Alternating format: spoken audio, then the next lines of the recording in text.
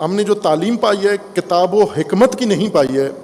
ہم نے انگلش اور ABC کی تعلیم پائی ہے، اور ہم نے یہ تعلیم پائی ہے کہ آپ نے انگلش کیسے بولنی ہے سیکھنی ہے. ایسی تعلیم جس سے پتہ چلے کہ آپ بس ملائکہ کی غلطی کی وجہ سے نعوذ باللہ آپ انگریز ہوتے ہوتے رہ گئے ہیں. بعضوں کو بہت شرمندگی، اپنے ماں باپ کو کوستے ہیں، ملامت کرتے ہیں، لعنت کرتے ہیں کہ آپ کے ہاں میں کیوں پیدا ہوا. انگریز تھوڑے تھے، ان کے ہاں پیدا ہوتا میں، رنگ بھی اچھا ہوتا، انگریزی بھی فرفر ہوتی. یہاں پیدا ہو کے ذلیل ہو رہا ہوں میں اس ملک کے اندر. واقعاً پشیمان ہے یہ نسل. آپ اس کے مسائل کو معمولی نہ سمجھیں. جس بیماری میں، جس آفت میں مبتلا ہو چکے ہیں وہ بہت المیہ ہے، بہت بڑا المیہ ہے. ہماری تعلیم کتاب و حکمت سے شروع نہیں ہوتی، اس لیے تعلیم حاصل کرنے کے بعد بھی ضلالت ختم نہیں ہوتی. قرآن کریم میں اللہ تعالیٰ کا فرمانا ہے، رسول اللہ کیوں آئے ہیں؟ هو الذی بعث فی الامیین رسولا منہم یتلو علیہم آیاتہ ویزکیہم ویعلمہم الکتاب والحکمہ وان کانوا من قبل لفی ضلال مبین.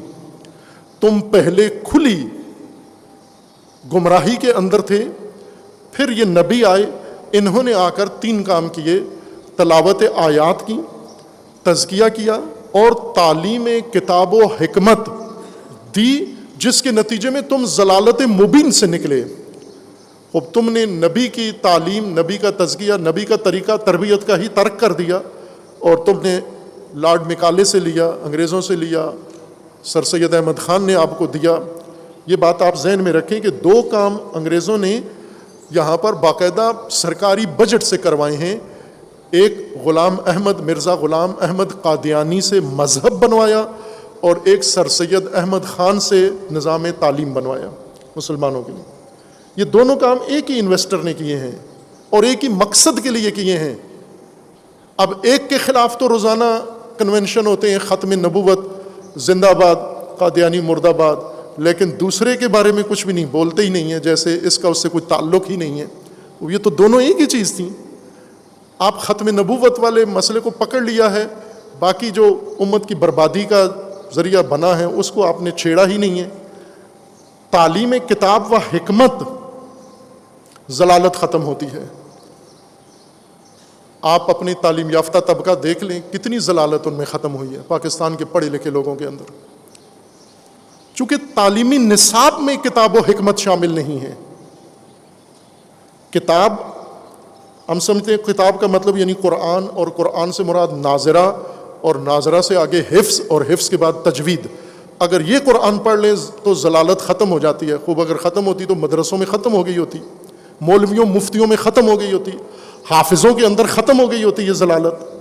وہ حفظ کر کے، ناظرہ پڑھ کے، تجوید پڑھ کے، پڑھا کے، پھر ضلالت کی موویاں ان کے کلپس ٹی وی پہ چلتے ہیں کہ کیا ضلالت کے اندر گمراہی میں مبتلا. لب کھولے تو ضلالت پہلے ٹپکتی ہے، بسم اللہ بعد میں ادا ہوتی.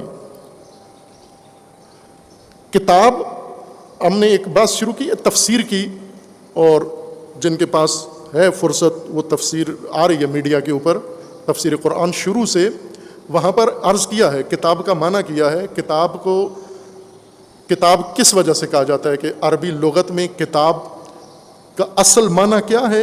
اور یہ جو مسودے ہیں، مثلا یہ کاغذوں کا جو دتھا ہے، دستہ ہے سلا ہوا، اس کو ہم کتاب کہتے ہیں. کیوں کہتے ہیں؟ ہمارے ذہنوں میں یہ ہے کہ اسی کو کتاب کہتے ہیں. کاغذ کو لکھ کے اور پھر اس کو سی دینا اور جلد بنا دینا، اس کے لیے لفظ کتاب بنا ہے. نہ، اس کے لیے نہیں بنا. یہ کتاب کا معنی نہیں ہے، یہ کتاب کا مصداق ہے. یہ کاغذوں کا دستہ جو لکھا ہوا ہے اور سلا ہوا ہے اور جلد بندی ہے، یہ کتاب کا معنی نہیں ہے، مصداق ہے کتاب کا. معنی کتاب کا سمجھ میں آئے گا تو ہمیں قرآن بھی سمجھ میں آئے گا اور باقی کتاب بھی سمجھ میں آئے گی. کتاب کی تعلیم، کتاب کی تعلیم، یعلمہم الکتاب، ہم نے الکتاب کی تعلیم کو اگر پہلے دیں بھی تو ابھی پنجاب میں واجب قرار دیا ہے، لیکن پڑھاتا کوئی بھی نہیں ہے اسکولوں کے اندر. مدرسوں میں پہلے سے پڑھا رہے ہیں. یہ اگر رائج تعلیم یعنی ناظرہ قرآن، حفظ قرآن اور تجوید قرآن سے ضلالت ختم نہیں ہوئی، آپ نے دیکھ لیا، تجربہ کر لیا۔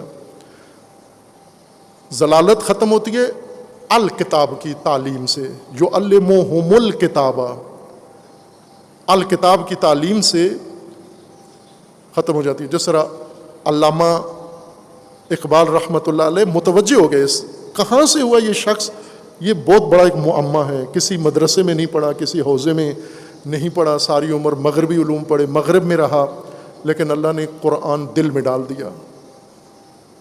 یہ خود ایک معجزہ ہے کہ قرآن خدا نے اس طرح سے دل میں ڈالا کہ ہر قرآن کا مطلب سمجھ میں آ گیا۔ الکتاب،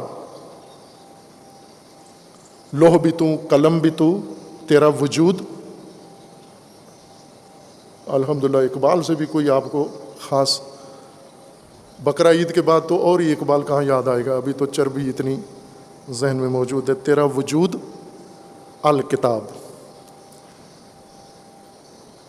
اب یہ الکتاب کی تعلیم ضلالت سے نکالتی ہے۔ اور دوسرا حکمت، حکمت جو رسول اللہ نے تعلیم دی، پڑھے لکھے نہیں تھے رسول اللہ کے شاگرد، پڑھائی لکھائی نہیں جانتے تھے، اکثر نہیں جانتے تھے، لیکن کتاب اور تعلیم جانتے تھے دونوں۔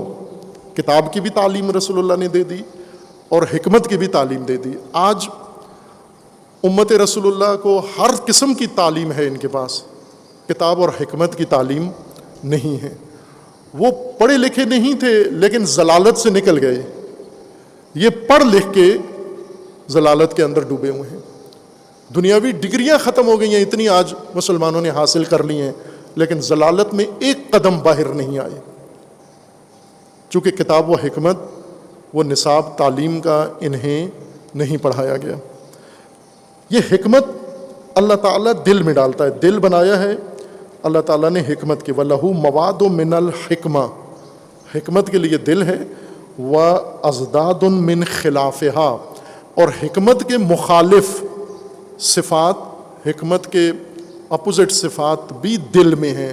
دل دونوں کی جگہ ہے، حکمت کی بھی اور حکمت کی ضد کی بھی جگہ ہے، اینٹی حکمت کی بھی جگہ دل ہی ہے۔ اب ظاہر ہے کہ دلوں میں دونوں چیزیں جب آ سکتی ہیں، حکمت بھی اور حکمت کی ضد بھی، خوب زیادہ خیال رکھنا پڑے گا اس کا۔ یہ تو اگر پابندی ہوتی کہ صرف حکمت آ سکتی ہے، حکمت کی ضد نہیں آ سکتی۔ حکمت کی ضد ہے حماقت، حکمت کے الٹ، یعنی دو ٹوک جو چیز واضح کر دی جائے وہ حکمت ہے، اور حمق حماقت جس میں کوئی چیز واضح نہ ہو، سمجھ ہی نہ آئے، الف اور بے میں فرق نہ پتہ چلے، یہ حماقت ہے۔ اور یہ بھی دل کے اندر ہی ہوتی ہے حماقت، جس میں انسان کی بصیرت اور سوجھ بوجھ ختم ہو جاتی ہے۔ اس کے بعد امیر المومنین علیہ الصلوۃ والسلام فرماتے ہیں فَإِن صَنَحَ لَهُ الرَّجَاءُ أَضَلَّهُ الطَّمَعُ۔ یہاں ایک بہت خوبصورت باب اس حکمت میں امیر المومنین علیہ السلام نے کھولا ہے، اور وہ ہے ایک تلازم، تعلق ان صفات کا آپس میں، کہ اگر انسان کے اندر ایک صفت آئی تو پھر لائن لگ جائے گی آگے۔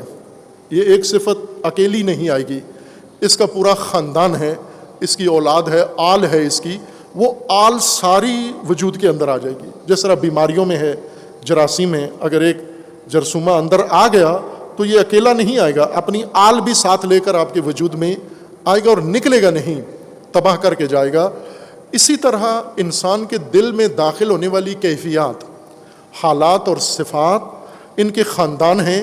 جس طرح امام صادق علیہ الصلوۃ والسلام نے وہ معروف حدیث جنود عقل و جہل میں بیان کیا ہے کہ دو خاندان ہیں بڑے، ایک عقل کا اور ایک جہل کا، اور پھر امام علیہ السلام نے 55 اس کے خاندان کے اہم ترین مصادیق عقل کے بیان کیے، اور جواباً 55 صفات جہل کے لیے بیان کی ہیں۔ وہی مطلب امیر المومنین علیہ السلام یہاں بیان فرما رہے ہیں۔